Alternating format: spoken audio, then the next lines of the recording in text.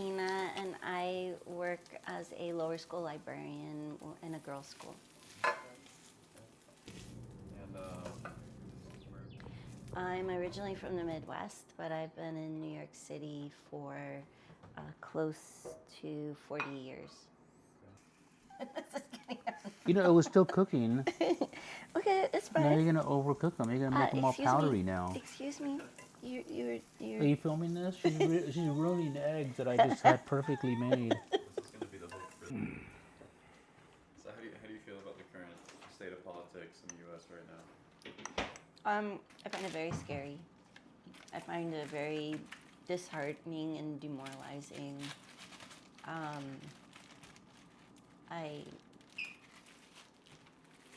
I'm not sure. I mean, I can understand being disappointed in the people who are in charge and who are in office, but it's hard to reconcile that that fellow humans in this country put them there and are complicit and complacent and supportive of it. And I don't know how you get people to see the truth when they don't want to. I do feel a sense of camaraderie, I think, to some extent with people I do have in my day-to-day life. I mean, a lot of them, even if we disagree on some issues, by and large, we tend to share a view that the world needs. We need peace. We need compassion. We need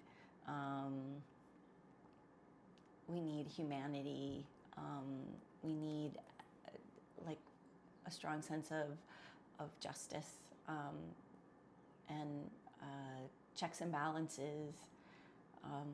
Like those big issues, we are very much on agreement. Would you say that humanity, compassion, and justice are all kind of missing, or maybe less present than where they used to be years ago?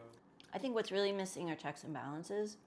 I think the ruling class, the people who are ultimately in charge, have always had that missing.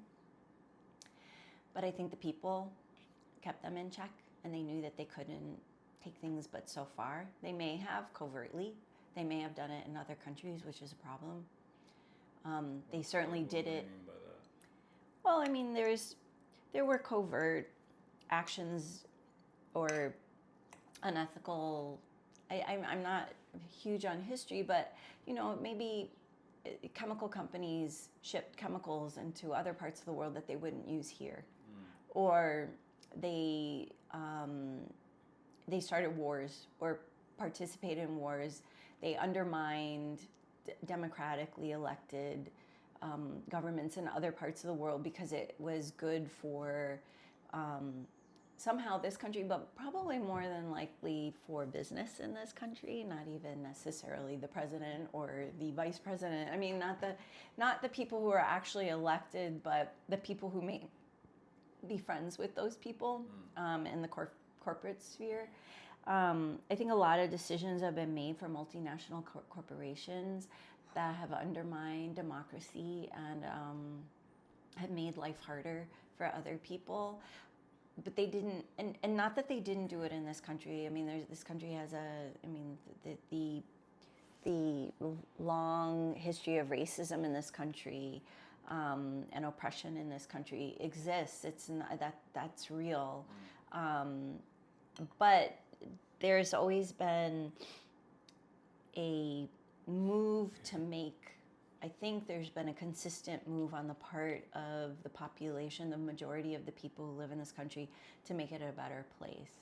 And I feel as though now those checks and balances aren't there, that the guardrails are not there for the people at the top, and now the lack of humanity, the lack of empathy, the lack of compassion, the lack of justice is just gone, and there's no pretense.